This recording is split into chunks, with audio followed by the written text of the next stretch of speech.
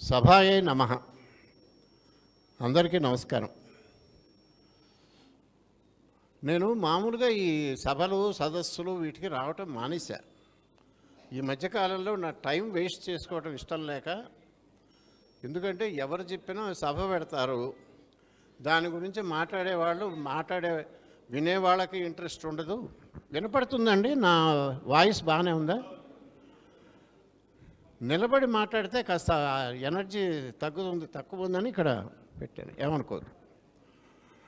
అయితే చాలా ఇప్పుడు నన్ను ఇన్వైట్ చేసినా దాన్ని ఎట్లా ఎగ్గొడదాము, దానికి ఏ కారణాలు చెప్పాలని చూస్తుంటా. అందుకని అత్యవసరమైతే తప్ప నేను యాక్సెప్ట్ చేయను.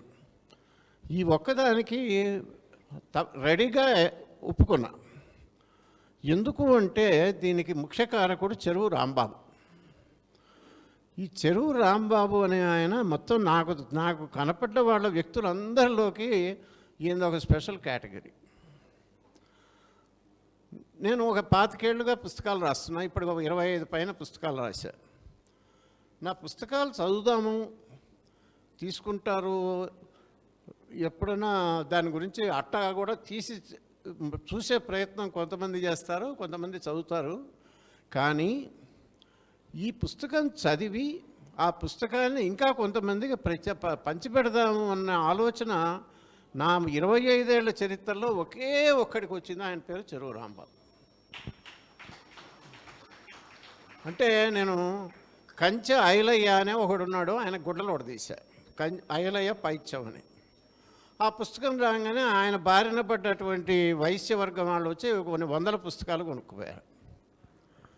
నేతాజీ మీద పుస్తకం రాశా. నేతాజీని అభిమానించే వాళ్ళందరూ వచ్చి పుస్తకాలు కొన్నారు, చాలా విరివిగా, 500 కాపీలు, 1000 కాపీలు.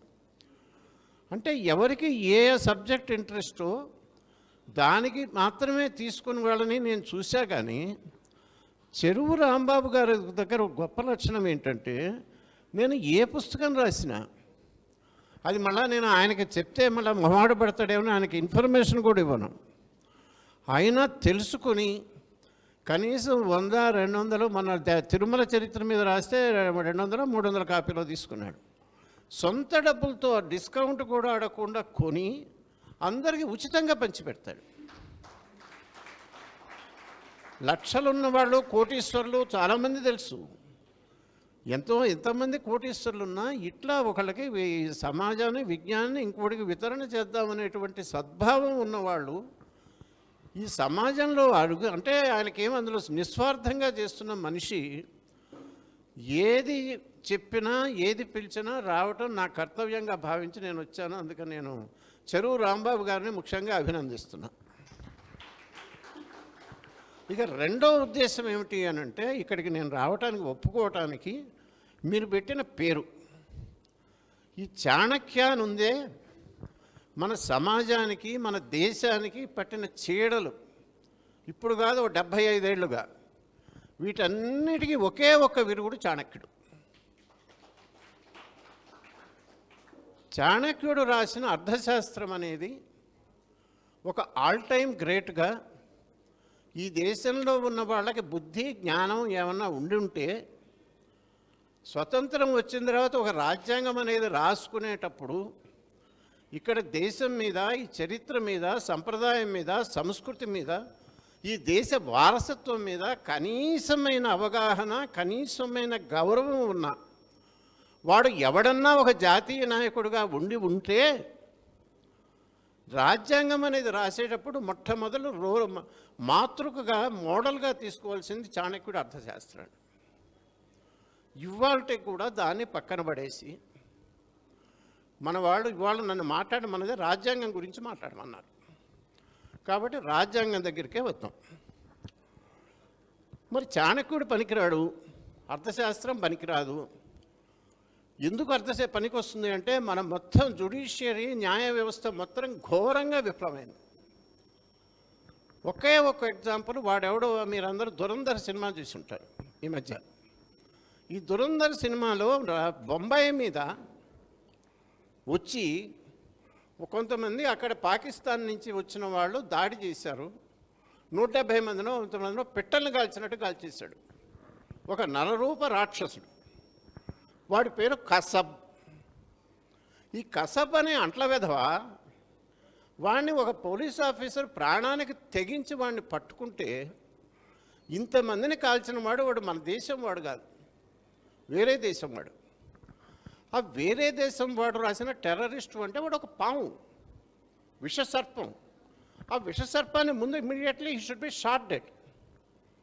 మనం ఏం చేసామంటే, న్యాయం ఉంది కదా, వాడికి కూడా హక్కులు ఉన్నాయి కదా అని చెప్పి కొన్ని కోట్లు ఖర్చు పెట్టి వాడి సెక్యూరిటీ, వాడి కోసం స్పెషల్ జైలు, వాడికి వేరే సెక్యూరిటీ, వాడి సెక్యూరిటీ కోసం ప్రజల ధనాన్ని కొన్ని కనీసం 50-100 కోట్లు ఖర్చు పెట్టి వాడికి లాయర్లను పెట్టి, వాళ్ళని పెట్టి, జడ్జీలను పెట్టి, వాడిని ఒక పెద్ద సెలబ్రిటీని చేసి వాళ్ళు మాట్లాడుకున్నది అది. మీరు దురంధర సినిమా నిజంగా వాడు ఒక మహానుభావుడు, గొప్ప దేశానికి చేసిన ఉపకారం ఆ సినిమా తీయటం. అట్లాంటి వెధవని తీసుకొచ్చి నెత్తిన పెట్టుకొని మహా విఐపి లాగా చేసినటువంటి వాడు, దాన్ని మనం రూల్ ఆఫ్ లా అంటాం. న్యాయము తన పని తాను చేసుకొని పోవటం అనేది. చివరికి ఏం చేశారంటే చంపమన్నారు, వాడిని చంపారు. ఈ పనికి ఎన్నాళ్ళు పట్టింది? 25 ఏళ్ళు పడుతుంది, 20 ఏళ్ళు పడుతుంది. దానికి ఎన్ని కోట్లు ఖర్చు అవుతాయి? ఇట్లా న్యాయ వ్యవస్థ ఉంటే, ఇదే మీరు చాణక్యుడి అర్థశాస్త్రాన్ని తీసుకున్నారనుకోండి, ఆయన చాలా చాప్టర్స్ వైజ్గా ఉన్నది. చాణక్యుడి నీతిలో 2 రకాలు ఉన్నాయి. ఒకటేంటంటే మామూలు మనుషులు, ఈ మనుషుల యొక్క హక్కులు వాటి విషయంలో ఎంత అంటే, ఈ సోకాల్డ్ పిచ్చి కుక్కల కోసం ప్రేమలో వలిసిపోయే అమలక్కలు ఉన్నారు ఈ దేశంలో.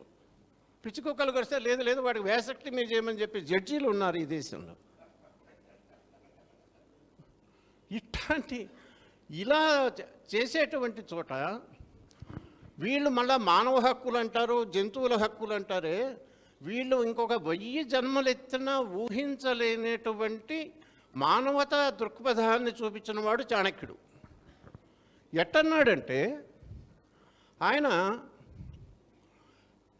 నూలు పోగులు ఇస్తారే, ఇంట్లో నూలు ఒడుగుతారు. వచ్చిన తర్వాత వాళ్ళు తీసుకెళ్ళి ఎవడో ఆడపిల్లలు చేస్తారు. చేసిన దాన్ని తీసుకొని వచ్చి ఎవడికో సమర్పిస్తారు. వాడికి కట్టాలి, వాడు చూసి తూచాలి, నాణ్యత చేయించాలి, డబ్బులు ఇవ్వాలి. ఈ డబ్బులు ఇచ్చటానికి నియోగింపబడిన అధికారి ఆ నూలులు తెచ్చినటువంటి మహిళని, వాడి పని ఆ తెచ్చింది తీసుకోవటం, తూచటం, చెప్పటం, పంపించటం. ఆ అమ్మాయి కేసు కనుక తేరిపార చూస్తే ఇంత ఫైన్ వేయమని చెప్పాడు చాణక్యుడు. మీరు ఊహించగలరా? అది మానవ హక్కులు, ఉమెన్స్ గిబ్బులు అంటారే, అంత చాలా సెన్సిటివ్గా మామూలు మనుషుల కోసం ఎంతైతే ఇవ్వాలో వాళ్ళకి విషయంలో అంత మానవతా దృక్పథమేమో ఒకవైపు చూపిస్తాడు.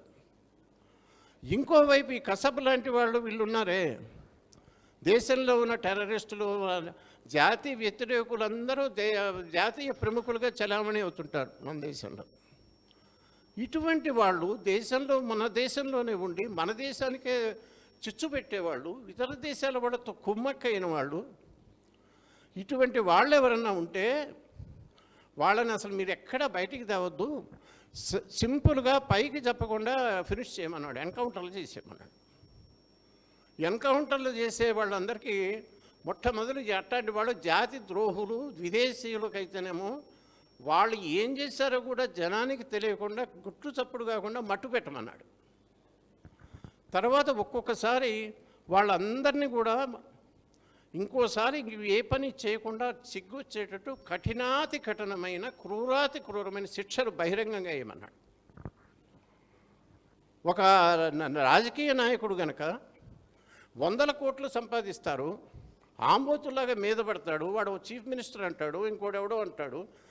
వీళ్ళందరూ కలిసి ఎంత కష్టపడ్డా, ఎంత దోచుకున్నా, ఇవాల్టి దాకా ఒకడు అధికారంలోకి వచ్చేంత వరకు వాడు అన్ని కోట్లు తిన్నాడు, ఇన్ని కోట్లు తిన్నాడు, 100 కోట్లు 100 కోట్లు తప్ప ఎవడు తక్కువ 1000 కోట్లు తప్ప తక్కువ మాట్లాడరు.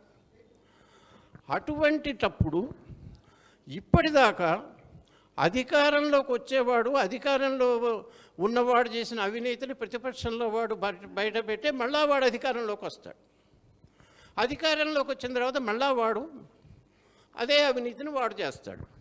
ఇంతకు ముందున్నవాడు చేసినటువంటి అవినీతి గురించి ఎక్కడా ఈ స్వతంత్ర భారతదేశంలో ఇప్పటిదాకా ఏ పరిపాలకుడి మీద, ఏ ప్రభుత్వం మీద, ఏ మంత్రి మీద, ఏ ముఖ్యమంత్రి మీద, ఏ ప్రధానమంత్రి మీద ఇవాటి దాకా ఎవ్వడికి జైలుకు పోవటం అంటే పోవటం, లాలూ ప్రసాద్ యాదవ్ లాంటి వాడు కాసేపు పోతాడు, వచ్చిన తర్వాత పోతాడు. ఇవన్నీ నాటకాలు ఆడటం మీద. కానీ నిజమైనటువంటి తిరుగులేని శిక్ష ఇప్పటిదాకా 70 ఏళ్లలో ఒక్కడంటే ఒక్కడికి మనం వేయలేకపోయాం. దీన్ని మనం రూల్ ఆఫ్ లా, అన్నిటినీ గౌరవించటం అంటారు. ఇటువంటివి నేర్చుకోవలసింది ఎవరిని ఎట్లా చేయాలి, వెధవలతో వెధవల్లాగా ఉండాలని. శ్రీకృష్ణ పరమాత్ముడు మనకు జగద్గురువు. ఆయన మనకు చెప్పింది హిట్టింగ్ బిలో ది బెల్ట్ కొట్టించాడు. భారతంలో దగ్గరుండి చేసిందంతా అధర్మమే కృష్ణుడు చేసింది. దుర్యోధనుడు తొడలు బయట ఉన్నప్పుడు వాడి తొడల మీద కొట్టమన్నాడు, కొట్టడం తప్పుది. కర్ణుడు రథచక్రాలు పట్టుకుని ఉన్నప్పుడు చంపండి అన్నాడు.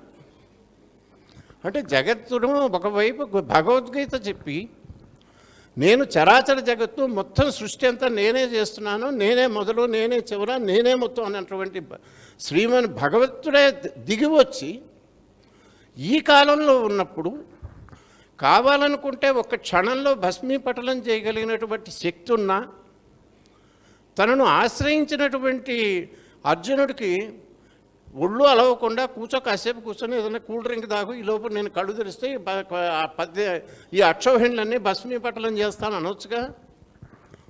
తను కూర్చుని గుర్రాలకి సేవలు చేసి సారథిగా ఉండి అవి చేసి ఇవి చేసి ఒక్కొక్కడిని తప్పుడు పనులు చేసిన వాడిని తప్పుడు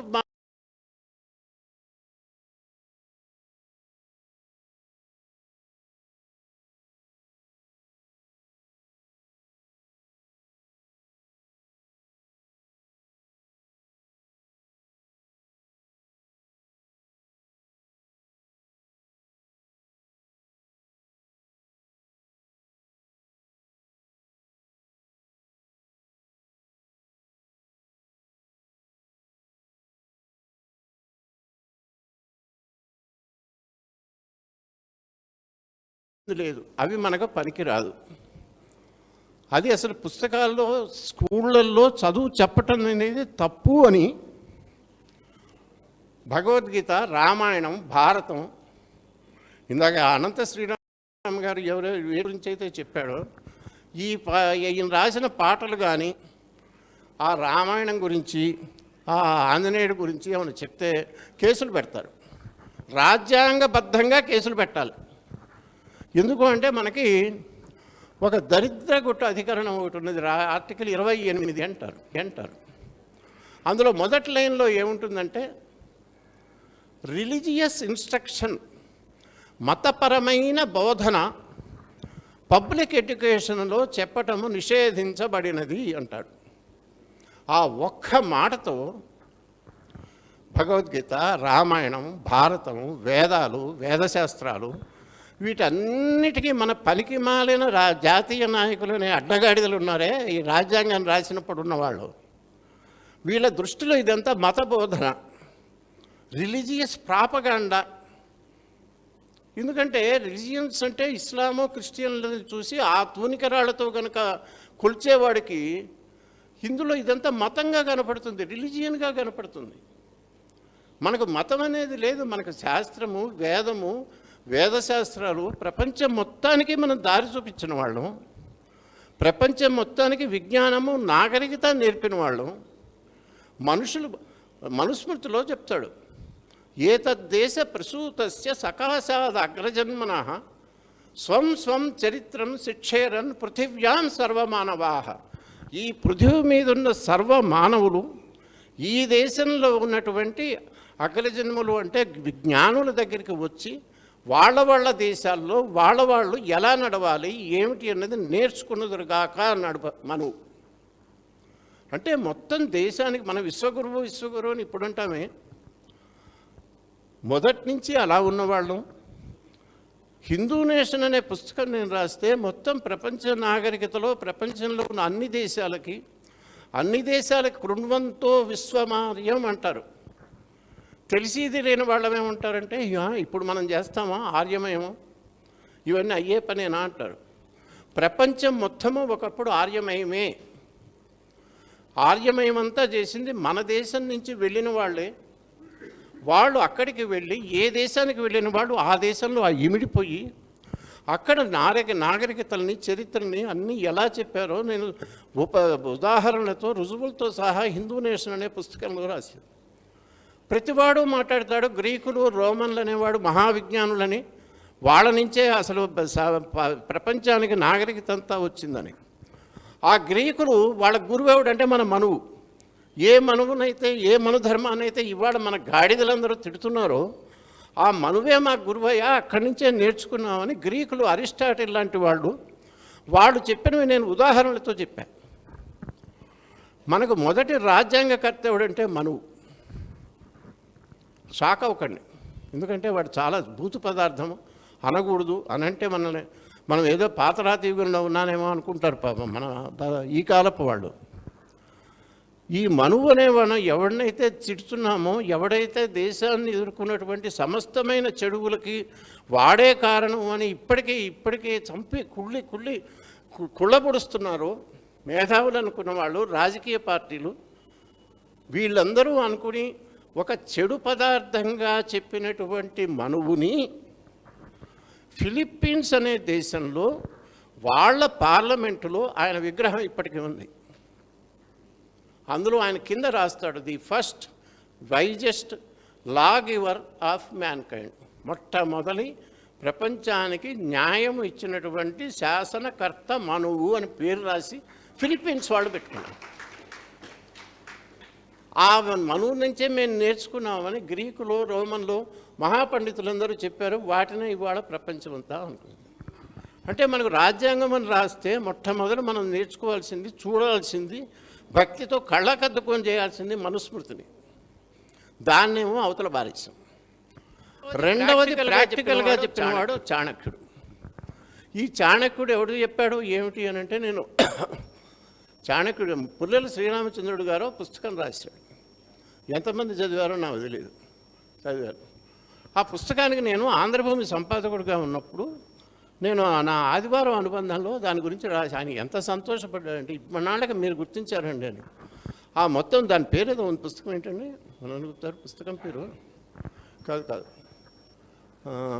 ఏదో ఉంది, మంచి పేరు పెట్టాడు. ఆ పుస్తకానికి ఇవాళకి అందులో ఆయన ఎంత విడమర్చి చెప్పాడండి. చాణక్యుడు అర్థశాస్త్రం, అందరూ అర్థశాస్త్రం అంటే ఏదో ఎకనామిక్స్ అనుకుంటారు, కాదు, కాన్స్టిట్యూషన్ ఎంత పరిచయంగా చేశాడని చూస్తే, మీరు ఎవరన్నా కనుక చాణక్యుని సమాజం పెట్టారు కదా, మీకు ఒక అద్భుతమైన సబ్జెక్టు రాంబాబు గారు, చాణక్యుడి అర్థశాస్త్రము versus Indian constitution, how it can be improved in the light of Chanakya's ఇది అని చెప్తే, ఇవాళ మన జుడిషియరీని, ఇవాళ మన అనుకోండి కోర్టులు ఉన్నాయండి, కోర్టులో ఈ కోర్టు తప్పు చేస్తే ఇచ్చిన జడ్జిమెంట్ని ఇంకో కోర్టు వాడు కొట్టేస్తాడు. మెజిస్ట్రేట్ కోర్టు చెప్పింది జిల్లా జడ్జి తప్పేస్తాడు, జిల్లా జడ్జి చెప్పిందని హైకోర్టు కొట్టేస్తుంది, హైకోర్టులో సింగిల్ జడ్జి తీర్పుని డివిజన్ బెంచ్ కొట్టేస్తుంది, మళ్ళీ దీన్ని సుప్రీంకోర్టు వాళ్ళు కొట్టేస్తారు. ఇట్లా కొట్టేయటము, వాళ్ళు చడామడ తిడుతుంటారు ఆ రాజులను. వీళ్ళు డబ్బులు తీసుకొని వాళ్ళ న్యాయం అనేది ఇట్ ఈజ్ ఫర్ సేల్. మీరు ఏ కోర్టుకు పోయినా ఏ జడ్జిమెంట్ అయినా ఎంత అంటే పట్టాల్సిన వాడిని పట్టుకుంటే సుప్రీంకోర్టు నుంచి ఇక్కడి దాకా ఏ కోర్టులో అయినా ఏ తీర్పు అయినా కావాల్సింది ఇప్పించేవాడు వాడు ఉన్నాడు, డబ్బులు తీసుకున్నాడు. ఇట్లా కరప్షన్ విపరీతంగా పెరిగింది, వాళ్ళు ఎవరు పట్టుకోవట్లేదు. ఒక ఢిల్లీలో ఒక జడ్జి పట్టుబడ్డాడు ఆ మధ్య. వాళ్ళ ఇంట్లో కోట్లు కర్రీ ఎక్కడి నుంచి వచ్చినాయండి అడిగామా? చాణక్యుడు ఏం చెప్పాడు తెలుసా, ఇవాళ ఆ జడ్జిని ఇంపీచ్ చేయడం తప్ప దిక్కులేదు. ఇంపీచ్మెంట్ చేయాలంటే కాంగ్రెస్, రాహుల్ గాంధీ, సోనియా గాంధీ ఇట్లాంటి వాడికి అస్సలు అడ్డాను ఒప్పుకోరు. కాబట్టి మన జన్మలో ఏ జడ్జిని మనం ఇంపీచ్ చేయలేము. అందుకని వాడిని ఎవడు అచ్చోసిన మిగతా వాళ్ళకన్నా ఉందో కానీ జ్యుడిషియరీలో ఉన్నంత కరప్షన్ ఇంకెక్కడా లేదు. మరి ఎవడు చేయాలి అని అంటే చాణక్యుడు చెప్పాడు అర్థశాస్త్రంలో, ఈ జడ్జీలు, అధికారులు, న్యాయాధికారులు సరిగ్గా పనిచేస్తున్నారో లేదో చూడటానికి అప్పుడప్పుడు కనిపెట్టండి అన్నాడు. కనిపెట్టమెట్టా అంటే ఆ జడ్జి దగ్గరికి ఎవడో పోయి, మా కేసు ఉందండి, కాస్త డబ్బులు ఇస్తాం తీసుకోండి అని. ఏసీబీ వాడు పట్టుకుంటారని ఇప్పుడు అంటున్నామే, ఆయన అప్పుడు చెప్పాడు, పట్టుకుని వాడిని ట్రాప్ చేసి డబ్బులు ఇస్తామని చెప్పి మీరు వాడు కనుక డబ్బులు కనుక తీసుకుంటే ఇప్పుడు దోషిగా చేసి వెంటనే ఇమ్మీడియట్గా చేయమన్నాడు, శిక్ష చేయమన్నాడు. ఏం శిక్ష చేయాలో చెప్పాడు. ఒక న్యాయాధికారి, ఒక న్యాయమూర్తి కనుక చేసినటువంటి ఒక తీర్పు వల్ల ప్రజలకి, ప్రజాధనానికి, ప్రభుత్వానికి ఏదన్నా కనుక అన్యాయం జరిగితే, నష్టం వస్తే ఆ నష్టాన్ని ఆ జడ్జి దగ్గర నుంచి వసూలు చేయమని చెప్పినవాడు చాణక్యుడు. Can you imagine? ఇప్పుడు యధవులందరూ రాజకీయాల్లో ఉన్నారు. ఈ రాజకీయాల వాళ్ళందరూ పోయి వాడిని కనుక ఎవడన్నా వీడిని అరెస్ట్ చేశారనుకోండి, అరెస్ట్ చేయాలంటే ఓ పెద్ద, ఇప్పుడు అది అంబటి రాంబాబు అని ఆయనే మొన్న అరెస్ట్ చేశారు. అసలు ఎంత మీడియా వాళ్ళకి పని పాటలే పాపం. 3 రోజులు వాళ్ళ భోజనం కూడా చేయకుండా ఆయన ఎక్కడున్నాడు, ఏం చేశాడు, ఎక్కడికి పోయాడు. రాజమండ్రి జైల్లో పోయిన తర్వాత ఆయన భోజనానికి నాకు నీళ్లు కావాలి, ఇంటి నుంచి భోజనం కావాలన్నాడు, నాకు ఇంకోటేదో కావాలన్నాడు. ఆయనకి ఇస్తారా లేదు, దీని మీద మనందరం ఆలోచిస్తున్నాం. అంటే ఎట్లాంటి వాడైనా వాడు జైలుకు పోవటం అనేది, పెట్టడం అనేది ఒక వీరోచిత కార్యమైనట్టు. వాడు అక్కడ ఉండి బయటికి రావాలంటే మొత్తం వందల వేల మంది పోయి వాడిని మెడలో దండలేసి పట్టుకొచ్చి వాడిని వీరపూజ చేసేస్తారు. తప్పుడు కేసులో, రేప్ కేసులో, కరప్షన్ కేసులో పోయినా. మరి వీళ్ళు జైల్లో కనుక ఉంటే మన ఇళ్లల్లో మనం అనుభవిస్తున్న దానికన్నా మీకు ఎప్పుడన్నా టైం ఉంటే చర్లపల్లి జైలుకి వెళ్ళి చూడండి. 5 స్టార్ కంఫర్ట్స్ ఉంటాయి, ఏసీ రూమ్లు ఉంటాయి, మంచి టీవీ పెడతాడు, అన్నీ చూపిస్తాడు, జిమ్ములు ఉంటాయి, బాగా పేరు. వీళ్ళందరూ పోయి అక్కడ మేపుతున్నాం మనం. చాణక్యుడు ఏం చెప్పాడంటే, వీడి రాజకీయాల్లో ఉన్నవాడు, అధికార స్థానాల్లో ఉన్నవాడు గనక, వాడు గనక తప్పు చేస్తే, వాడు దోషి అని వాడికి ఇవ్వాల్సినంత ఇచ్చి నేరం రుజువైతే వాడిని జైల్లో పెట్టొద్దు అన్నాడు. పబ్లిక్ రోడ్ల మీద వాళ్ళతో రాళ్ళు కొట్టించండి, రోడ్లు వేయించండి. అందరూ అంటే గుట్టలు ఉడదీసి ఒక గోచేవో గావంచో కట్టుకొని వాడు రాళ్ళు కొట్టాలి. దారిన పోయే వాళ్ళందరికీ నిన్నటిదాకా వీడు ఎమ్మెల్యేగా ఉన్నాడు, ఎంపీగా ఉన్నాడు, ఇంకో చోటు రాళ్ళు కొడుతున్నాడు, వెధవ డబ్బులు తిన్నాడు అంటే ఇంకోసారి ఆ పని చేయడు. ఇంకోసారి వెధవ ఎవడు ఆ తప్పు చేయడు. చెయ్యకుండా ఏం చేయాలంటే పబ్లిక్ సెన్సర్, అంటే గల్ఫ్ దేశాల్లో కూర్చోబెట్టి మనుషుల్ని ఒంగోబెట్టి మెడకాయలు కోసేస్తుంటారు, అది వాళ్ళ శిక్ష పాపం. అంతకన్నా కూడా ఇది చాణక్యుడు చెప్పింది most potent, powerful and A deterrent. సరే అది వదిలేండి. ఇక నేను ఇప్పుడు మీరు ఆయన కొట్టేట్టున్నాడు నన్ను. చాణక్యుడు రాజ్యాంగం అని చెప్తే చాణక్యుడి దగ్గరికి ఎందుకు పోయాను కాదు. కాబట్టి మీకు రాజ్యాంగం అనేది ఎలా ఉందో మీకు ఒక చిన్న టేస్ట్ చూపారు. అటువంటి రాజ్యాంగాలు కొన్ని వందల వేల సంవత్సరాల కింద రాసినటువంటి సంస్కృతి, వారసత్వము, ప్రపంచంలో ఉన్న అందరూ, అన్ని ఏ రంగంలో ఉన్న వాళ్ళకైనా, ఎటువంటి న్యాయానికైనా ఏమా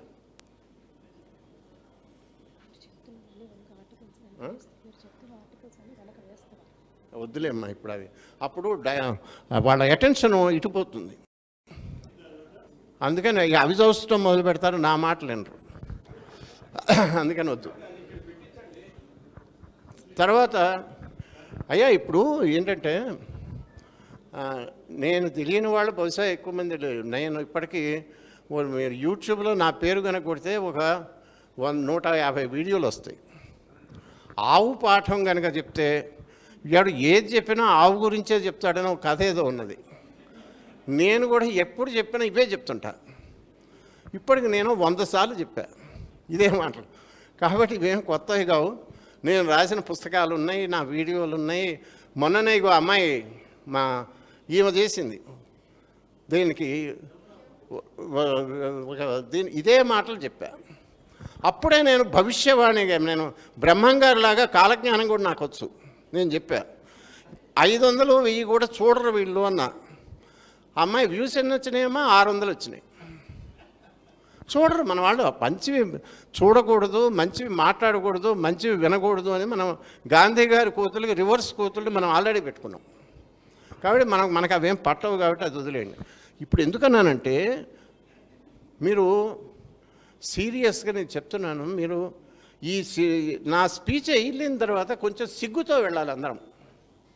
we should all be ashamed. సిగ్గులేని బతుకులు మనవి. ఎందుకో నేను చెప్తా.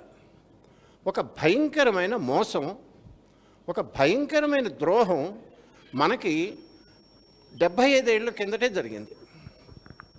ఒక్కడు మాట్లాడాల. రాజ్యాంగం అనేది వస్తే అది హిందూ వ్యతిరేక రాజ్యాంగం అని. మనకున్నది హిందూ వ్యతిరేక రాజ్యాంగము. ఈ రాజ్యాంగంలో, భారత రాజ్యాంగంలో ఇది హిందూ దేశము, ఇండియాని హిందూ దేశం అని ఇప్పటికీ అనగలుగుతున్నది నేను ఒక్కడనే. నేనే అప్పుడప్పుడు హిందూ దేశం అంటుంటా. మా చిన్నతనంలో ఎవరైనా హిందూ దేశ చరిత్ర అని మాకు పుస్తకాల్లో పాఠాలు ఉండేవి. చరిత్రలో రాసింది హిందూ దేశ చరిత్ర, హిందూ దేశ విజ్ఞానం, హిందూ దేశం అని అందరూ అనేవాళ్ళు. ఇవాళ హిందూ దేశము అని అంటే వాడు ఒక మతోన్మాదిగా ముద్ర వేసినటువంటి నికృష్టపు సమాజంలో మనం బతుకుతున్నాం. మనకేం కనకట్ల. ఇటువంటి పరిస్థితుల్లో మనం ఏం చేయాలి, ఎలా ఆలోచించాలి అన్నది చెప్తున్నా కనుక మళ్ళా ఇప్పుడు నేను చెప్పేదానికి మీకు సాక్ష్యాలు ఆధారాలు చాలా ఉన్నాయి. కొంచెం వినండి. ఏమిటా మోసం ఏంటి, ఆ ద్రోహం ఏమిటి, మనం ఎందుకు సిగ్గుపడాలి? ఇవాళ కూర్చొని రాజ్యాంగం గురించి ఇవాళ మనకి ఫస్ట్ సిగ్గుపడాల్సింది ఏంటో తెలుసా?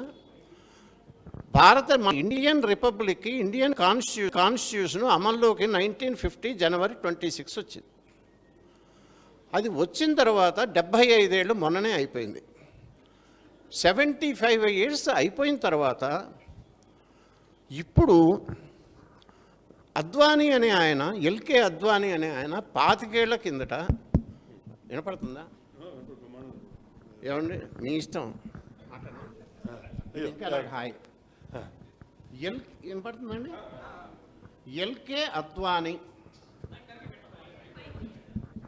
ఈ అద్వానీ గారు ఇండియా డిప్యూటీ ప్రైమ్ మినిస్టర్గా, హోమ్ మినిస్టర్గా ఉన్నప్పుడు అప్పుడు వాజ్పేయి గారి హయాంలో 25 years అయిపోయింది మన భారత రాజ్యాంగం అమల్లోకి వచ్చి.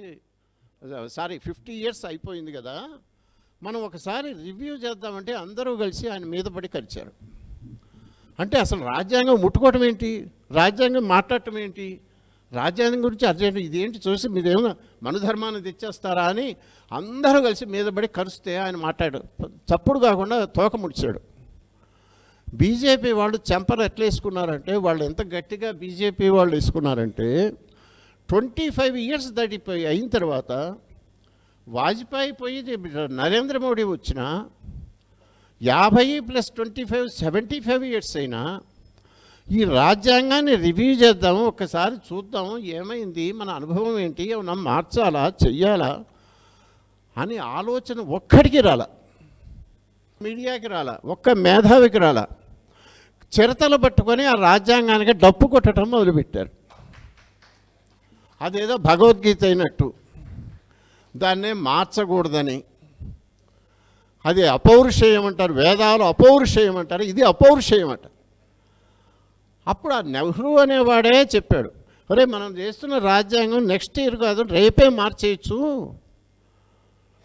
మనం అందుకని మనం దాన్ని లాక్ చేయకూడదు, ఇప్పుడే కావాలంటే ఇవాళ చేస్తున్నది రేపు పనికి రాకపోతే మన జనం వాళ్ళు మార్చేసి కొత్త రాజ్యాంగం రాసుకుంటారని అప్పుడు చెప్తే నీకు 75 ఏళ్ళైనా దాన్ని ముట్టుకుంటే మైలపడతావు, ముట్టుకుంటా అంటాం పాపం అనేటువంటి సమాజంలో ఉంటే 75 ఏళ్ళ తర్వాత మనం ఇవాళ రాజ్యాంగం గురించి మాట్లాడుతున్నాం. ఇంకా అదేంటి మంచిదా చెడ్డదా అని ఆలోచిస్తున్నాం అంటే ఫస్ట్ సిగ్గుపడాల్సింది దానికి. ఓకేనా? ఇక ఈ రాజ్యాంగము, మన రాజ్యాంగానికి కొన్ని ప్రత్యేకతలు ఉన్నాయి. ఇదేదో నన్ను భయపెడుతున్నది. ఏంటంటే ఇక మనకు సాంప్రదాయంగా వచ్చినటువంటి మనుస్మృతి, చాణక్యుడి అర్థశాస్త్రం పనికిరాదు కదా. వీళ్ళు అన్నీ కలిపి అన్నిటి నుంచి తెచ్చిన మన మేధావులు. జవహర్లాల్ నెహ్రూ అనేవాడు సామాన్యుడు కాదు, వాడు నవభారత నిర్మాత, బిల్డర్ ఆఫ్ మోడర్న్ ఇండియా. ఆయన రాసిన రాజ్యాంగం ఆయన తెచ్చుకొచ్చాడు కదా. ఎంత గొప్పది అంటే ఈ మన కిందటి తరాలు, అంటే మా తరం అనుకోండి, మాకు కూడా కాదు, మాకన్నా ముందు తరం వాళ్ళకి రోల్ మోడల్స్ ఎవరంటే బ్రిటిష్ వాళ్ళు. బ్రిటిష్ వాడు ఏం చెప్తే, తెల్లవాడు ఏం చెప్తే అటకే చేయాలి. వాడు ఒక మాయదారి మ్యాక్స్ ముల్లర్ అని ఒకడు ఉన్నాడు, ఒక క్రిస్టియన్ మిషనరీ. వాడు హిందూ మతాన్ని, వేదాలని చంపడానికి వచ్చాడు దేశానికి. వాడు వేదాలని ట్రాన్స్లేట్ చేస్తే వాడు వేదాచార్యుడు. మ్యాక్స్ ముల్లర్ వాడు ఒక ఋషి అని మన వాళ్ళే నెత్తిన పెట్టుకున్నారు. ఎందుకంటే వాడు తెల్లవాడు చేయటము, తెల్లవాడు ఏది చెప్పినా కరెక్టు, తెల్లవాడు చెప్పిందే న్యాయము, వేదము అనేటువంటి ఇది ఒకప్పుడు ఉండేది. అంటే మనకి రోల్ మోడల్ ఎవరండి? బ్రిటన్. ఇప్పుడు మనకి రోల్ మోడల్ ఎవరండి? అమెరికా. అంతే కదా. ఈ మన పాత వాళ్ళప్పుడేమో బ్రిటను, ఇప్పుడున్న అమెరికా, ఈ రెండూ తీసుకుందాం రిఫరెన్స్ పాయింట్లు. వీళ్ళకు కూడా రాజ్యాంగాలు ఉన్నాయి. 1689లో బ్రిటిష్ వాళ్ళకి బిల్ ఆఫ్ రైట్స్ అని ఫస్ట్ పార్లమెంటు అధికారం ఎస్టాబ్లిష్ అయింది. రాసుకోండి, ఇంత 1689. అమెరికా కాన్స్టిట్యూషన్ వచ్చింది కరెక్ట్గా 100 ఏళ్ల తర్వాత 1789. వాళ్ళకి ఒక రాజ్యాంగం ఉంది, వీళ్ళకి ఒక రాజ్యాంగం ఉంది. అందరికన్నా ఇప్పుడు సూపర్ పవరు మనకంతా అమెరికా. అంటే ముందు అమెరికా దగ్గరికి వెళ్దాం.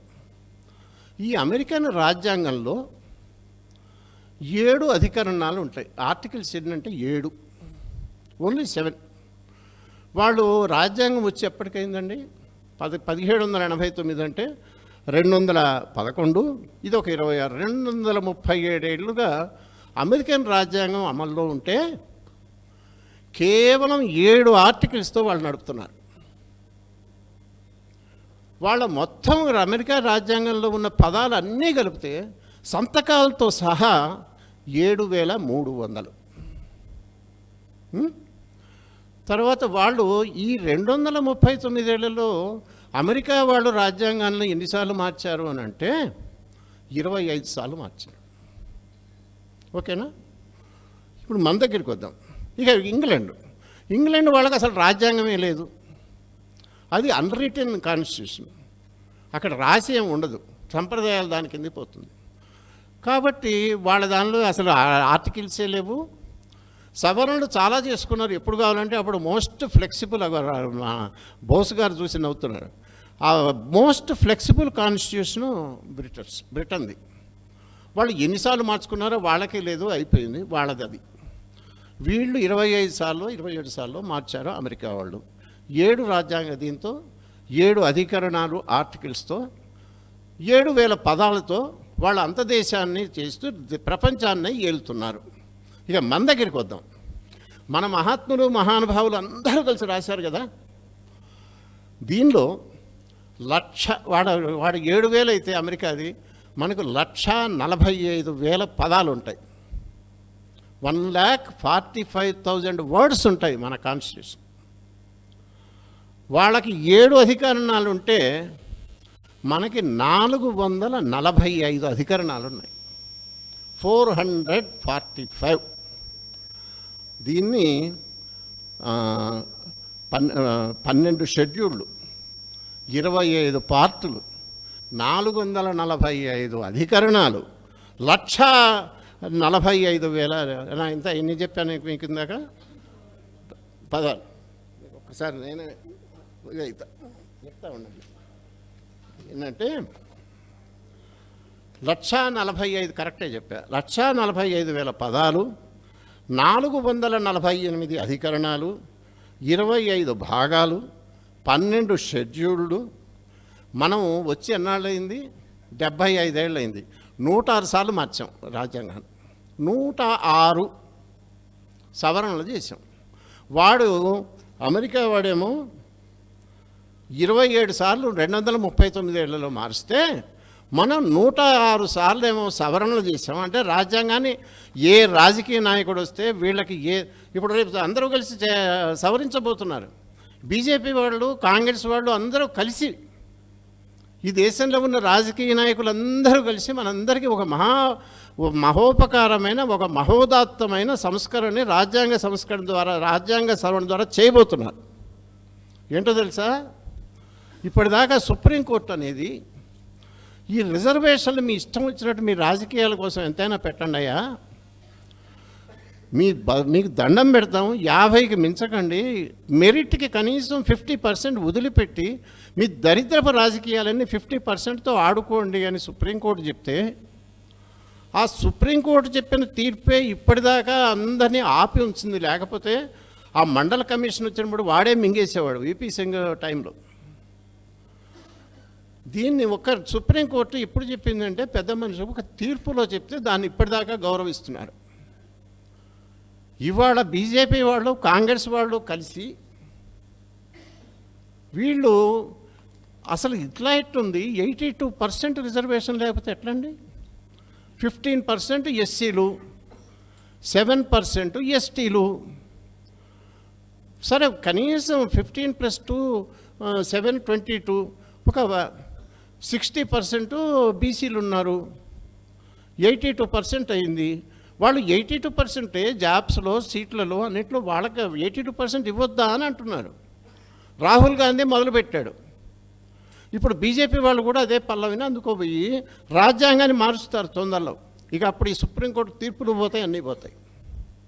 త్వరలో రాబోతున్నది. ఇటువంటి రాజ్యాంగ సవరణలు ఇన్ని చేయటానికేమో వాళ్ళకి అభ్యంతరం లేదు. అసలు మనకి ఏమిటి, what is wrong with our constitution అని రాజకీయ నాయకుడు ఇట్టా చెడుగుడాడుతుంటే, మనము ఈ దేశంలో ఉండి బాధ్యత గల పౌరులమని అనుకుంటూ, మనకు తెలియందేమీ లేదు అని మనం అనేసుకుంటూ, అమెరికా ప్రెసిడెంట్ ఎట్లా చేయాలి, వాడు అదేదో దేశానికి పంపించాడు, వాడు ఎవడో ప్రెసిడెంట్ని ఏదో చేశాడు, ఇజ్రాయెల్ వాటి గురించి మనం డిస్కస్ చేసి మంచి చెడ్డలు చేసేంతటి మహామహులం కదా. మన దేశంలో మన రాజ్యాంగము మన నెత్తిన ఏం చేసింది అన్నది మనం ఆలోచించామా? ఆలోచించకుండా ఇప్పుడు రాజ్యాంగం గురించి 77 ఏళ్ళు లేటుగానే మనం ఆలోచిస్తున్నాం. సరే, అది అట్లా ఉంచండి. ఇప్పుడు బ్రిటన్లో మనకి చెప్పా కదా, బ్రిటన్ అనేది మనకి రోల్ మోడల్ అని. ఇంతకుముందు మన వాళ్ళందరికీ అదే కదా. వాళ్ళకి హౌస్ ఆఫ్ లార్డ్స్ అని ఉంది. మనకి రాజ్యసభలాగా, ఎగువ సభలాగా వాళ్ళకి హౌస్ ఆఫ్ లార్డ్స్ అంటారు. ఈ బ్రిటన్ అనేది గ్రేట్ బ్రిటన్ అంటారు కదా, అందులో 4 భాగాలు ఉంటాయి. ఒకటి ఇంగ్లాండు, ఒకటి నార్దర్న్ ఐర్లాండు, ఒకటి వేల్స్, ఒకటి స్కాట్లాండ్. ఈ వేల్స్లో, నార్దర్న్ ఐర్లాండ్లో, స్కాట్లాండ్లో రకరకాల చర్చిలు ఉన్నాయి, వేరే మతాలు ఉన్నాయి. అంటే క్రిస్టియన్లలోనే శాఖలు ఉన్నాయి. ఈ 4ట్లో ఒకటైనటువంటి ఇంగ్లాండ్లో, అంటే అందులో 1/4 ప్రాపర్టీ, 4 యూనిట్లు కలిస్తే అందులో 1 యూనిట్లో చర్చ్ ఆఫ్ ఇంగ్లాండ్ అనేది మతం. ప్రధానమైన మతం పేరు చర్చ్ ఆఫ్ ఇంగ్లాండ్. అంటే it is not representative of the other 3 constituencies of Great Britain. ప్రధానమైన ఇంగ్లాండ్కు మాత్రమే ప్రాతినిధ్యం వహించేది. అంటే మనకి ఇక్కడ చూసుకుంటే జగద్గురువులు ఎంతోమంది ఉన్నారు కదా, వాళ్ళు ఉన్నారని అన్నట్ట అన్ని పీఠాలు ఉన్నట్టుగా అక్కడ ఉన్నాయి అనుకోండి. వాళ్ళు ఏం చేశారంటే, వాళ్ళ house of lords which represents the entire country, దానిలో లార్డ్స్ స్పిరిచువల్ అంటారు. 26 మంది, అందులో 2 ఆర్చ్ బిషప్లు, 24 మంది బిషప్లు, belonging to only church of England, మిగతావి కూడా కాదు.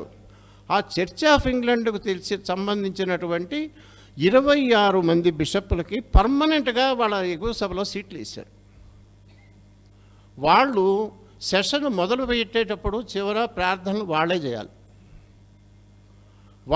వాళ్ళది మతం కేవలం ఇంగ్లాండ్కు పరిమితమైన వేల్స్కి, స్కాట్లాండ్కి, ఐర్లాండ్కి సంబంధించిన ఆర్థికపరమైన, న్యాయపరమైన ఏ రకమైన బిల్లులు వచ్చినా వాళ్ళు ఓటింగ్ చేస్తారు.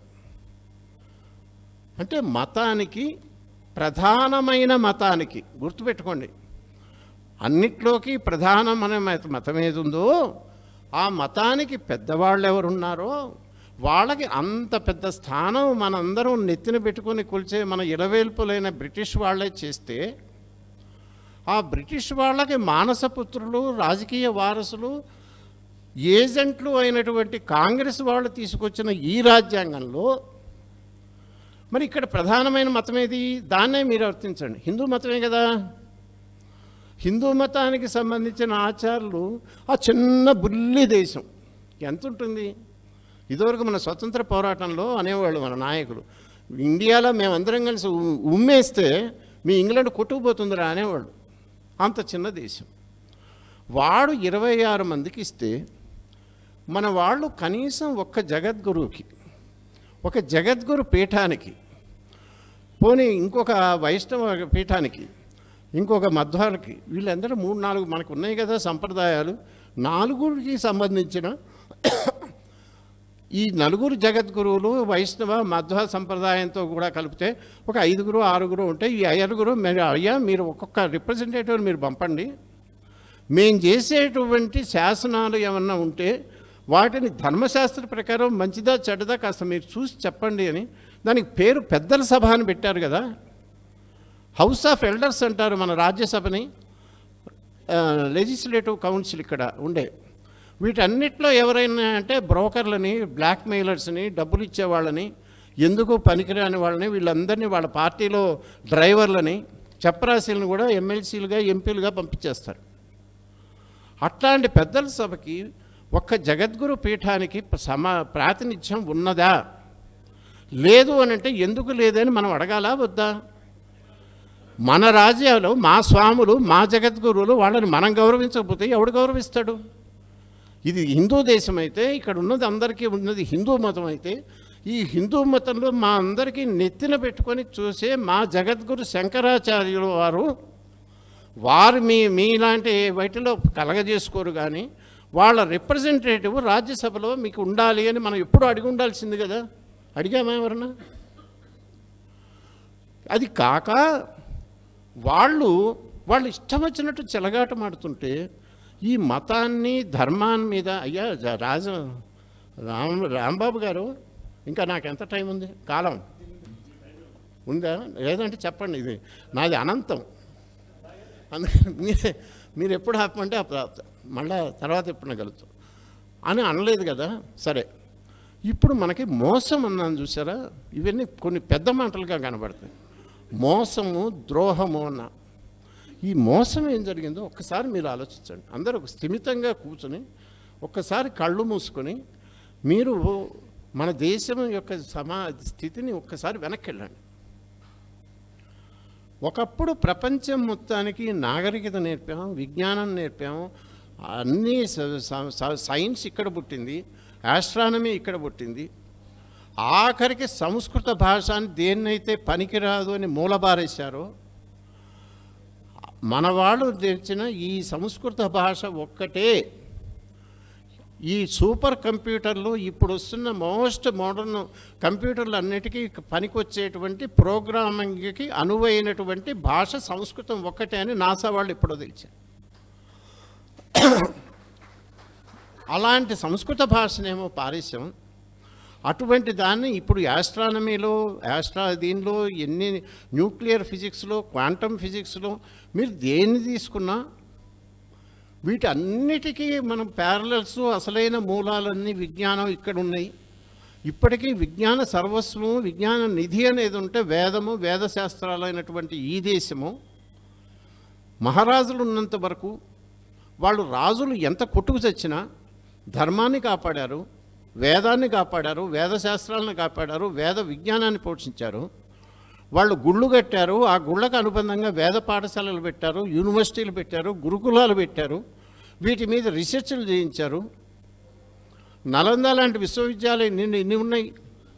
అటువంటి వాటిల్లో మొత్తం చేసినటువంటి మహారాజులు మనకి సగర్వంగా చెప్పుకోగలిగిన వాళ్ళు వందల వేల మంది ఉన్నారు. ఒక్కడు కాదు, ఇద్దరు కాదు, ఒక గెలాక్సీ. అటువంటి వాళ్ళు పోయారు. ఎప్పుడు పోయారు? ముస్లింల దండయాత్ర తర్వాత వచ్చారు. ఈ ముస్లింలు ఎప్పుడు వచ్చారు? మొట్టమొదటి దాడి 702లో జరిగింది. 702లో జరిగితే అప్పటి నుంచి మనం అష్టకష్టాలు పడి హిందువులందరూ పోరాడి వాళ్ళతో వీరోచితంగా ధర్మవీరుల్లాగా నేను 1000 ఏళ్ల ధర్మయుద్ధం అనే పుస్తకం రాశాను. హిందువులు లాంటి వీరులు ప్రపంచంలోనే లేరు. వీరుల జాతి మందొక్కటే. వాళ్ళు ఇస్లాం ధాటికి వాళ్ళందరూ క్రిస్టియన్ దేశాలన్నీ పప్పు బెల్లలాగా టర్కీ, గిర్కీ, ఇరాన్, ఇరాక్ ఇవన్నీ ఒకప్పుడు క్రిస్టియానిటీ ఉన్నవే. ఆఫ్రికా దేశము, ఆ యూరోప్లో, ఆసియాలో పోతే మనవాళ్ళు మనం 500 ఏళ్ళేమో అక్కడ పోరాడాం వాళ్ళతో.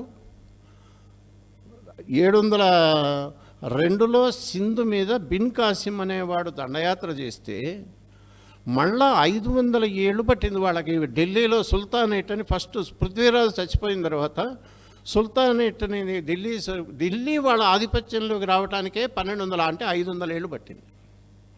అప్పుడైనా భారతదేశం ఏమీ రాలా. మనమే ముస్లింల పాలనలోకి పోలా. మన చోళులు, మన చాళుక్యులు, మన వీళ్ళు అందరూ మహామహా సామ్రాజ్యాలు వెళ్ళారు. దక్షిణాది మొత్తం అద్భుతంగా సనాతన ధర్మం వర్ధిల్లింది. ముస్లింల చేతిలో ఏం లేదు.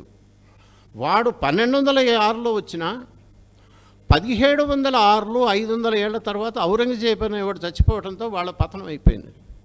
ఈ 500 ఏళ్ళు కూడా మనం వాళ్ళతో పోరాడుతూనే ఉన్నాం. మన శాస్త్రాలని, మన విద్యాలని, మన గుళ్ళని కాపాడుకోవటానికి మనం అద్భుతంగా పోరాడాం.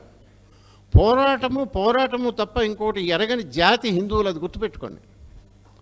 అటువంటి జాతిలో మనం పుట్టామే.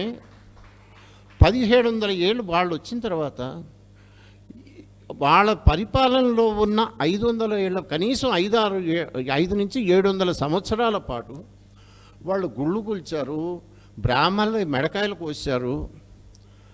కాశ్మీర్లో ఒకడు సుల్తాన్ ఎవడో ఉంటే వాడు మెడకాయలు, కాశ్మీర్లో ఉన్న బ్రాహ్మణులందరినీ మెడకాయలు కోసి వాళ్ళు ఎంతమందిని చంపేవరా అని వాడికి లెక్క తేల్చాలి. వినపడుతుందా? లెక్క తేవాలంటే ఇంతమంది ఈ డెడ్ బాడీలని అక్కడికి ఎట్ట తీసుకుపోతారండి? అందుకని వాళ్ళు హెడ్ కౌంట్కి ఒకటి పెట్టుకున్నారు. వాళ్ళ మెడలో జంజం ఉంటుంది కదా, ఒకటి మెడకాయ కోసారు ఒక బ్రాహ్మడిది, వాడు జంజం తీసి పక్కన పెడతారు. ఇలా చంపిన వాళ్ళందరి జంజాలు కలిపి తూచి ఇవాళ 3 మణుగులు, 6 మణుగులు, 10 కిలోలు, 20 కిలోలు లెక్కలు పంపించేవాళ్ళం. అంటే ఎంతమంది చచ్చిపోయి ఉండాలి? ఒక్కొక్కడు ఎట్లాంటి వాడు, ఎలాంటి ఋషులు, ఎట్లాంటి మహానుభావులు, ఎలాంటి వీళ్ళని చంపారే. ఇంతమందిని మనం పోగొట్టుకొని ఇంత చేసినా పోరాడుతూనే ఉన్నారండి. అటువంటి పోరాట పటిమ ఉన్న హిందూ జాతికి మనం వారసులు. మనమే చేతకాని వాళ్ళు. ఇప్పుడు వచ్చిన ఈ పిచ్చి కులలు, పిచ్చి ఆశలు, పిచ్చి అభిప్రాయాలు మన మైండ్లన్నీ ఖరాబ్ అయిపోయి ఉన్నాయండి. We are all poisoned. భయంకరమైన స్లో పాయిజనింగ్ గురయ్యి మన పూర్వులు ఎవడన్నా కనుక వచ్చుంటే, ఇప్పుడు నేను చాలాసార్లు చెప్పాను ఇదే మాట, ఒక 100 ఏళ్ల కింద, ఒకటి 80 ఏళ్ల కింద భారతదేశంలో, హిందూ దేశంలో ఉన్నటువంటి ఎవడైనా ఏ మామూలు హిందువు, వాడేం పెద్ద విజ్ఞాన కనిగాకల మహారాజుగాకల ధర్మము చేసిన ఒక సామాన్య పౌరుడైనా ఇవాళ గనక వాడి ఆత్మ గనక వచ్చి మనల్ని చూస్తే, ఈ దేశంలో ఉన్న వాళ్ళల్లో హిందువులు అని చెప్పుకుంటున్న మనలో ఎవరమైనా వాడు ఉమ్మేయటానికి కూడా వాడు సిగ్గుపడతాడు. ఉమ్మేయటానికి. మనం గొప్పవాళ్ళం అనుకుంటాం, మహానుభావులు అండి, ఎక్కడ చూసినా మహానుభావులే కనబడుతుంటారు. అందరికీ మైండ్లు దొబ్బినాయి. అట్లాంటి పరిస్థితిలో ఉన్నామే. అంటే మనమే ఇప్పుడు మొన్న 100 ఏళ్ల కింద, 70 ఏళ్ళు మీరు చూడండి, మన తాతలు ముత్తాతలు ఉన్నారే, వాళ్ళు రాసుకున్నప్పుడు వాళ్ళు ఎలా చేశారు? ముస్లింలు వచ్చి గుడి కూల్చిన ఆ గుడిని మొత్తం కాపాడుకునేవాళ్ళు. ఊళ్ళో జనమందరూ కలిసి వాళ్ళని కోర్టులకు పోయేవాళ్ళు కాదండి. ఊరి మీదకి ఎవడన్నా ఒక దండయాత్ర చేసినా, ఒక దుండగుడు వచ్చినా, ఇంకోటి ఏదన్నా చేసినా ఆ ఊళ్ళో వాళ్ళ జనమందరూ, ఆ ఊరి పెద్దలందరూ కలిసి గుళ్ళో కూర్చొని లేకపోతే రచ్చబండ మీద కూర్చొని చెట్టుకు కట్టేసి కొట్టేవాళ్ళు వాడిని. ఇప్పుడు మనం ఏం చేస్తాం? ఎఫ్ఐఆర్ దాఖలు చేయాలి, వీడియో తీయాలి, ఆ వీడియోని మనం సర్క్యులేట్ చేయాలి. ఎఫ్ఐఆర్ అయిన తర్వాత మళ్ళీ ఇక్కడి నుంచి లాయర్లను పట్టుకోవాలి. సుబ్రహ్మణ్యం గారు ఇందాక చెప్పారు ఒక గొప్ప మాట, మీరు విన్నారో లేదో, సిగ్గుపడాల్సిన విషయం వాడు చెప్పాడు. దయానంద సరస్వతి అని ఆయన, స్వామి దయానంద సరస్వతి ఎప్పుడు వేశాడన్నారండి? 2015లో కేసేసాడు.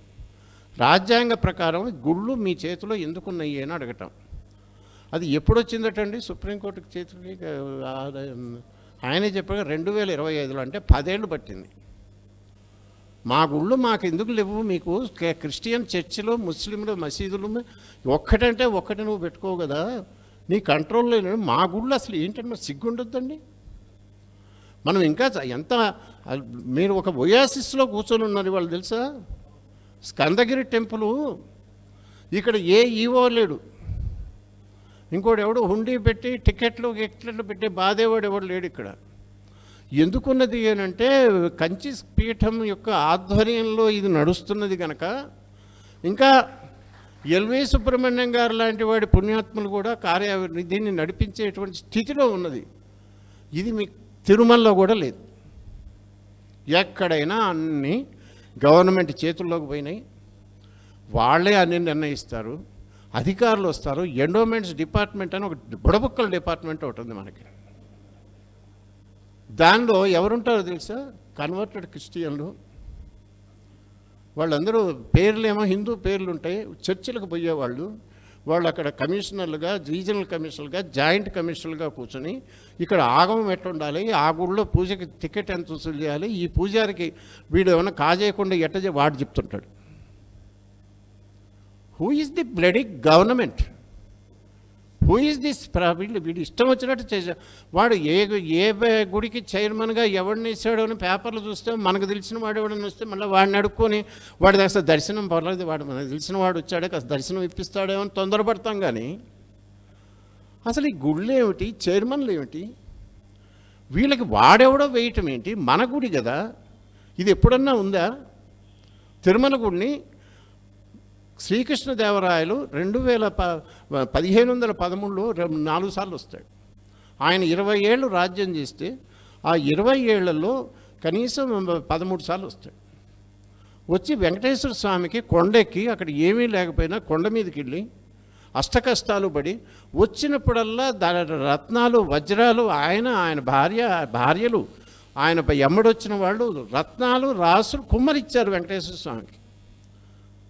కనకాభిషేకాలు చేశారు, బంగార పూతలు చేయించారు. ఇన్ని చేయించినా వాళ్ళు మాకు చెప్పిన వాడు ఒకడిని పెట్టమయ్యా, మేము ఇన్ని ఇచ్చాం కదా, మరి మీరు సరిగ్గా కాజేస్తారేమో, మా వాడు ఒకడు వచ్చి చూస్తాడు అని చెప్తే కృష్ణదేవరాయలు చెప్తే చక్రవర్తి నడిచేది కదా, చెప్పాడా? గుడి బయట మీరు తిరుమలకు పోగానే చేతులు కట్టుకొని నిలబడి ఉంటాడు కృష్ణదేవరాయలు. ఆయన పక్కన అటు ఒక భార్య, ఇటో భార్య. ఆ విగ్రహం ఎవరు? ఆయన పోయిన తర్వాత ఎవరన్నా వేయించారేమోనండి. మామూలుగా కృష్ణదేవరాయలు చాలా సూటు బూట వేసుకొని చక్రవర్తిలాగా ఉంటాడు కదండి. ఇట్టున్నాడు అంటే పిచ్చోడిలాగా అడుక్కు తినేవాళ్ళలాగా ఉన్నాడు కృష్ణదేవరాయలు తిరుమలలో. ఆయనకు తెలియకుండా అంటే ఆ విగ్రహం కృష్ణదేవరాయలు దగ్గరుండి వేయించాడు. దగ్గరుండి భార్యలు సహితంగా వచ్చి ప్రతిష్ఠ అక్కడ నిలబెట్టించి వాళ్ళని రిక్వెస్ట్ చేసి వచ్చి ఆశీర్వచనం ఇప్పించుకున్నాడు. అటువంటి చక్రవర్తులు ఉన్నారే, వాళ్ళతో పోలిస్తే వీళ్ళు ఎక్కడండి? ఈ అధములు, తుచ్చులు, ఈ రాజకీయ నాయకులు. ఎవరికో అధికారం వచ్చింది కదా అని వాడు వస్తే, వాడు పెత్తనం చేస్తే మనం ప్రతి గుడికి పోయినప్పుడు దర్శనం కోసం, వాటి కోసం, సిఫారసుల కోసం తంటాలు పడుతున్నామే. కానీ ఎప్పుడన్నా హృదయం ద్రవిస్తున్నదా? అక్కడ వేదాలు, వేదశాస్త్రాలు తెలిసినటువంటి పండితుడు, పూజారులున్నా పురుగులను చూసినట్టు చూస్తారే. దేవుడికి గుడికి వెళ్తే ఎవడైనా దక్షిణ వేసేది పూజారికి ఇస్తాడు. ఆ పూజారి తీసుకోమని హారతి పళ్ళెలు హుండీలో వేయడెవడు? మనకిస్తే దేవుడు బ్రాహ్మడికి ఇస్తే మంచిది అని పుణ్యం కోసం మనం హారతి పళ్ళెంలో వేస్తే వేయకండి వేయకండి వీడు దొంగ దొంగ దొంగ అని చెప్పి వాడిని అర్జెంటుగా తీసుకెళ్ళి హుండీలో వేసి నువ్వు ఎంత కాజేసావని పోయేటప్పుడు జేబులు ఎత్తికే పరిస్థితి ఉంటే అది అవమానం అవునా కాదా సంప్రదాయానికి, ధర్మానికి, శాస్త్రానికి? ఆలోచిస్తున్నామా? మన కళ్ళ ముందే జరుగుతున్నాయి కదా, ఇన్నిన్ని గుళ్ళు ఉన్నాయి కదా. అసలు మనకి మన దేశంలో ఇన్ని వందల ఏళ్ళ పాటు మనం రాజ్యాలు చేస్తే ఒక్క రాజు హయాంలోనైనా, ఆఖరికి తురకల హయాంలోనైనా, క్రిస్టియన్ల హయాంలో అంటే బ్రిటిష్ వాళ్ళ హయాంలోనైనా తిరుమల లాంటి కొండ అది ఏదో నీకు నా పుస్తకం చదివితే అర్థమైంది. అప్పటి పరిస్థితులు వేరు. అటువంటి కొన్నిటిని మినహాయిస్తే ఏ గుళ్ళో కూడా టికెట్లు లేవు. దర్శనాల కోసం టికెట్లు వసూలు చేసే మొదనిష్టపు సంప్రదాయం ఈ రాజ్యాంగము, ఈ ప్రజాస్వామ్యం ఇవన్నీ వచ్చిన తర్వాత వచ్చి పడ్డ దరిద్రాలు ఇవి. దేవుడి గుడికి దర్శనానికి టికెట్ ఏమిటండి? శ్రీశైలం అనేది అందరూ కలిపి ఇలవేల్పు అనుకుంటారు. జానపదులు కూడా వచ్చి అక్కడ ఎవరిని పడితే వాళ్ళం మేము వెళ్ళి శుభ్రంగా కూర్చొని పట్టుకొని అభిషేకం చేసుకునేవాళ్ళం. శ్రీశైలంలో ఎంత హాయిగా ఉంటుందో ఆ శ్రీశైలం మల్లికార్జున దగ్గర పోయి ముట్టుకొని దండం పెట్టుకుంటే. అది ఇవాళ ఎలగలరా ఎవడన్నా? ఎంత వసూలు చేస్తున్నారు? 5,000 ఎంతో. 5,000 ముట్టుకోవటానికి. తిరుమలలో వెళ్తే 15,000 10,000 కడితే శ్రీవాణి ట్రస్ట్ నీకు ఇస్తామనంటే ఇప్పుడు నువ్వు రాజకీయం వ్యాపారం చేస్తున్నావా? హూది హెల్లార్యూ అని మనం ఏమైనా అడిగామా? ఇట్లాంటి పరిస్థితి ఎందుకు వచ్చింది అని అంటే ఇగో మళ్ళీ ఈ రాజ్యాంగంలోనే వచ్చింది. ఇట్లా మనం మళ్ళీ నేను కొంచెం దారి తప్పా. ఈ ముస్లింలు ఉన్నంత వరకు 600 ఏళ్ళు 700 ఏళ్ళు వాళ్ళు ఉండి గుళ్ళు కూల్చి మనుషులను చంపి జంజాలు చంపడం లెక్క ద్వారా వాడు మణువుల లెక్కన బ్రాహ్మల్ని, పురోహితుల్ని, శాస్త్రవేత్తల్ని, ధర్మవేత్తల్ని అందరినీ ఊచకోత కోసిన తర్వాత మనం ఎంత ఆయన చెప్పాడు ఇందాక రణత్ శ్రీరామ్ భక్తియార్ ఖిల్జీ అనేటువంటి గంటల వెధవ వాడు వచ్చి నలంద విశ్వవిద్యాలయం మీద హృదయం ద్రవించిపోతుంది ఎవరికన్నా. అది ఆ ధ్వంసం ఎట్లా జరిగిందో చూస్తే నేను మొన్ననే 1000 ఏళ్ళ ధర్మయుద్ధంలో రాశాను. అటువంటి వాడు 1,00,000 గ్రంథాలను ఇక్కడ ఎందుకు అని అంటే వాడు నవాబుకి వచ్చింది ఏంటిది ఇక్కడేవో పుస్తకాలు ఉన్నాయి ఏం చేయాలి అని అనుమానం వచ్చింది వాళ్ళకి. ఈ పుస్తకాలు ఎక్కడేవో పుస్తకాలు ఉన్నాయి ఇవేవో పుస్తకాలు అంటున్నారు వీటిని ఏం చేయాలి అని అడిగితే అక్కడున్న సుల్తాన్ గారు అన్నాడు ఇందులో ఉన్నదంతా వేదంలో ఖురాన్లో ఉందా అన్నాడు. ఖురాన్లో లేదు అన్నాడు. ఖురాన్లో లేనిది మనకెందుకు?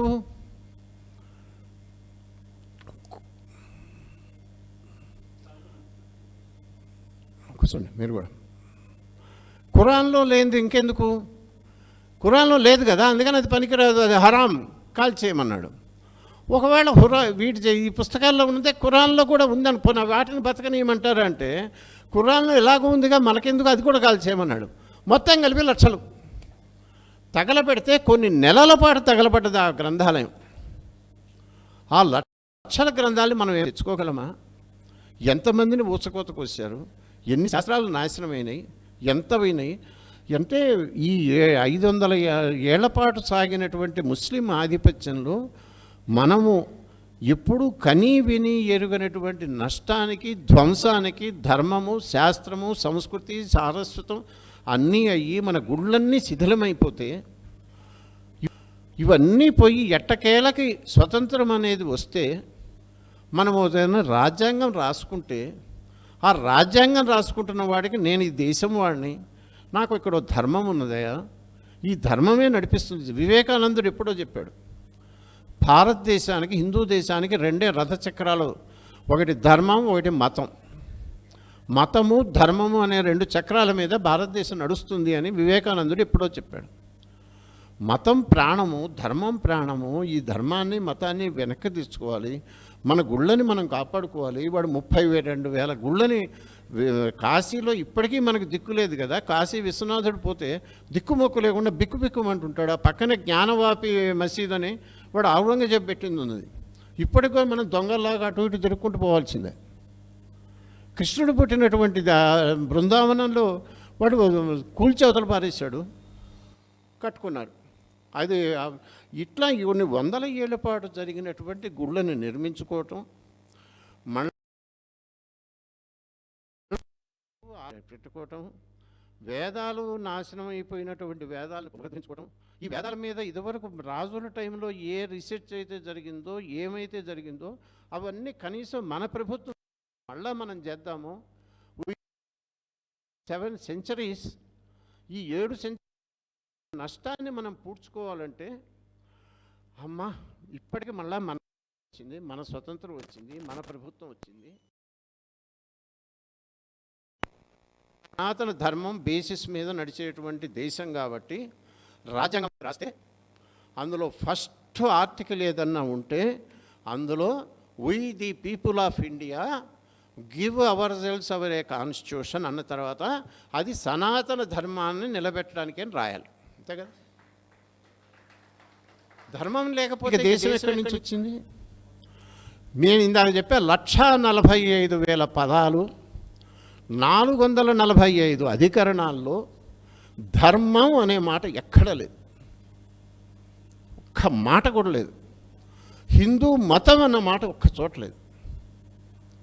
ఇక్కడున్న జనమందరూ హిందువులు కదా. 2011 సెన్సెస్ మనందరం ఒక పెద్ద భ్రమలో ఏముంటామంటే హిందువులు మెజారిటీ అని మనం అనుకున్నాం, అది పెద్ద భ్రమలో ఉన్నాం. పెద్ద మోసం మనకి 2011లో జరిగింది. 2011లో జనాభా లెక్కలు తీశారు. ఆ జనాభా లెక్కలు ఇప్పుడు సెన్సెస్ ఏదన్నా 2011 మీకు. అందులో 79.8% హిందువులు ఉన్నారు ఈ దేశంలో అని వాడు లెక్కల్లో చెప్తాడు. ముస్లింలు 14.2, క్రిస్టియన్లు 2.3. అంటే 100 మంది ఉంటే 2 మాత్రమే, 2.5 మంది మాత్రమే క్రిస్టియన్లు ఉంటారు.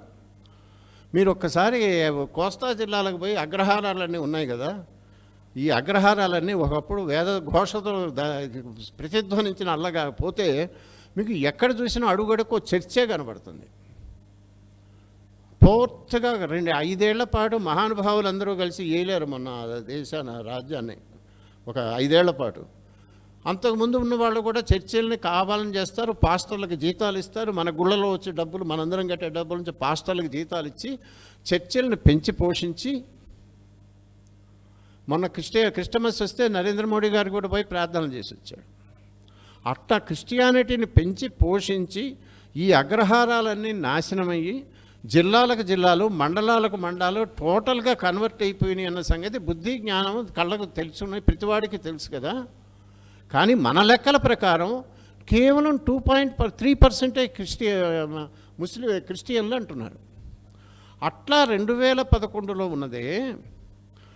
తర్వాత 2021లో జనాభా లెక్కలు జరిగితే ఆ జనాభా లెక్కలేమో కోవిడ్ వచ్చిందనేమో ఆపేశారు.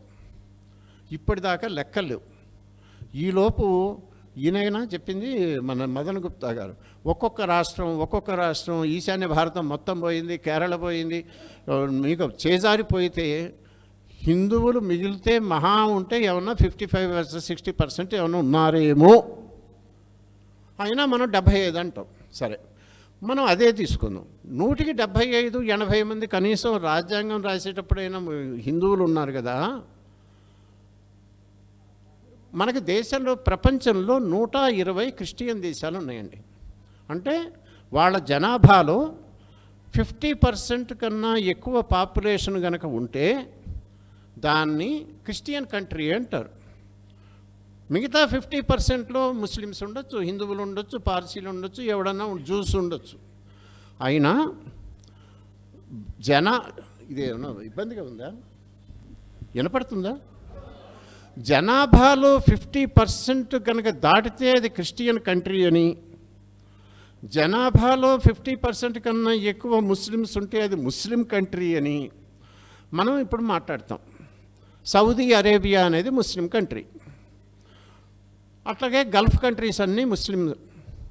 అలాగే అంటే సౌదీ అరేబియాలో ఉన్న 100కి 100 మంది ముస్లింలు కాదు.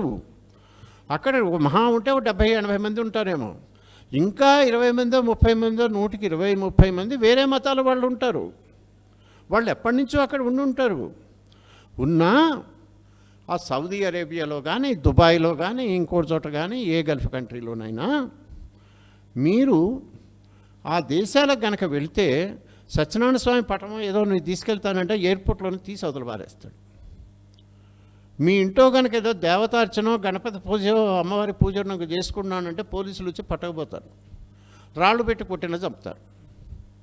ఎందుకంటే వాళ్ళ మతం అది.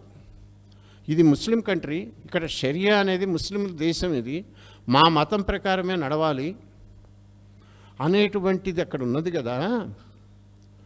అంటే ఏ దేశంలో ఎక్కువ మంది ఏ మతానికి చెందితే ఆ మతానికే ఎక్కువ ప్రాధాన్యం ఇవ్వటం అనేది ప్రపంచం అంతా అనుసరిస్తున్నది. ఇప్పుడు నేను చెప్పినటువంటి ఇంగ్లాండ్లో రాజుకి పట్టాభిషేకం జరిగినా ఇంకోటి చేసినా ఆ వెస్ట్మినిస్టర్ అబ్బీని వాడు పోయి చేస్తాడు, ప్రమాణ స్వీకారాలు వాళ్ళు చేయిస్తారు. ఈవెన్ అమెరికాలో కూడా ప్రెసిడెంట్ని కనుక అయిపోయింది, ఓకే అయిపోయింది, నేను మీకే వదిలిపెట్టా, అందుకని ఎప్పుడంటే అప్పుడు ఆపేస్తా అని చెప్పాక సరే ఓకే. అయిన తర్వాత వాడు అమెరికా గొప్పతనం ఏంటో తెలుసా అండి, వాళ్ళు చర్చిని, పాలిటిక్స్ని, స్టేట్ని, రిలీజియన్ని సపరేట్ చేశారు. వీడు అక్కడ అడుగు పెట్టడానికి వీల్లేదు. నిజానికి ఇంగ్లీష్ వాళ్ళు కూడా చేశారండి. మీరు కుర్చీలు వేసుకొని రండి, అయితే ఇంకేమి ఎవరు వస్తారు అంటే నేనుంటానా?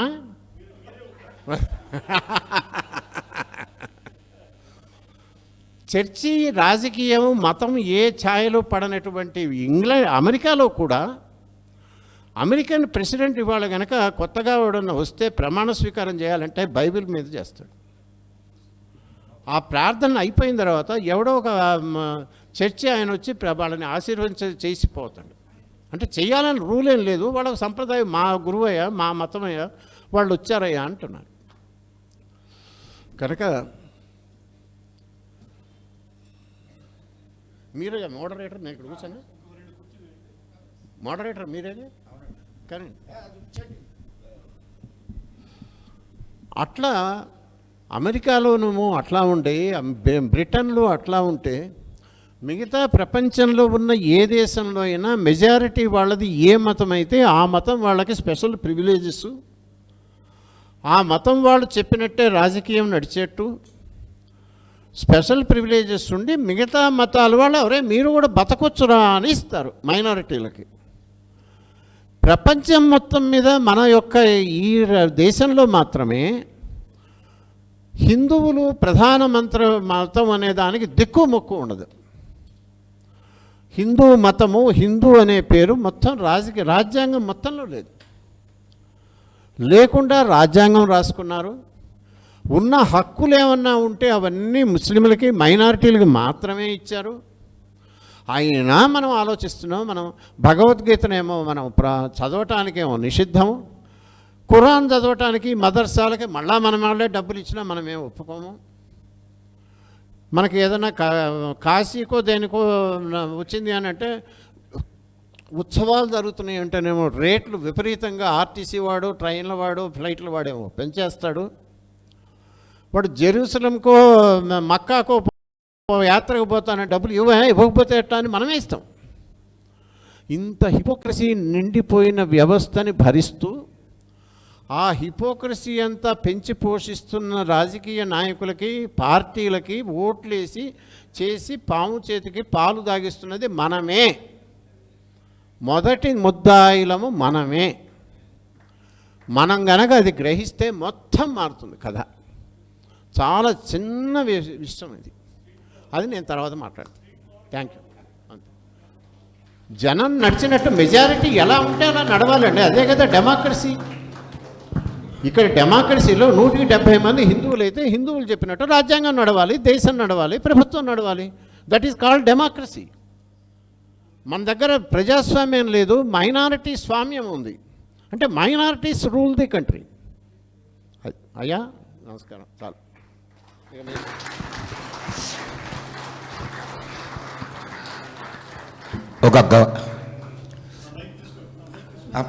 పర్లేదు సార్. ఒక గంగా ప్రవాహం ప్రవహించిన తర్వాత ఉత్తుంగ తరంగాలతో మరలా దాన్ని ఒక ప్రశాంతమైన నదిగా చేయడానికి ప్రయత్నం ఈ ప్యానల్ డిస్కషన్. ప్యానల్ డిస్కషన్ ఇప్పుడు దాకా వారు మాట్లాడిందంతా మనం విన్నాం. ఇవి కాకుండా ఇంకా కొన్ని మనం తెలుసుకునేదానికి అవకాశం ఉన్నది. అది ఈ ప్యానల్ డిస్కషన్లో మనం తెలుసుకోవడానికి ప్రయత్నం చేద్దాం. మొట్టమొదటిగా ప్యానల్ డిస్కషన్లో పాల్గొనడానికి మహేష్ అన్నమేన మహేష్ గారు,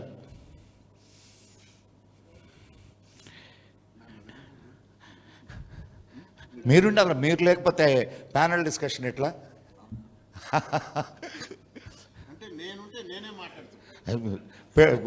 పెళ్లి కొడుకు లేకుండా పెళ్లి జరగదు కదా. తర్వాత అనంత శ్రీరామ్ గారు,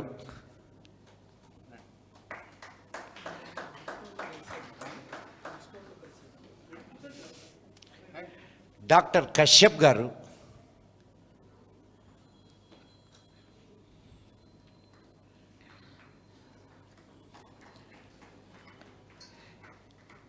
చిత్ర గారు,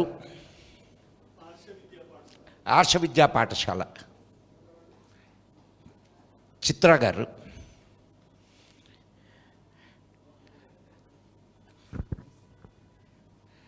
అండ్ ఇక్కడ ఇంకొక మహామహులు ఉన్నారు, సూర్యనారాయణ గారు. సార్ మీరే.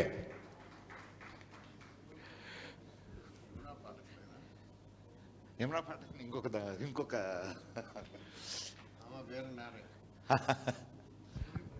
సూర్యప్రకాష్ గారు, క్షమించాలి. అంటే నారాయణుడికి ప్రకాశానికి పెద్ద తేడా లేదని.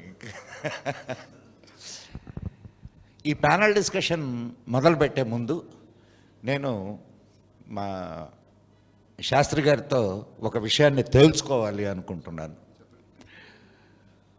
ఈ భారతదేశం విడిపోయింది మతం అనే పేరు మీద.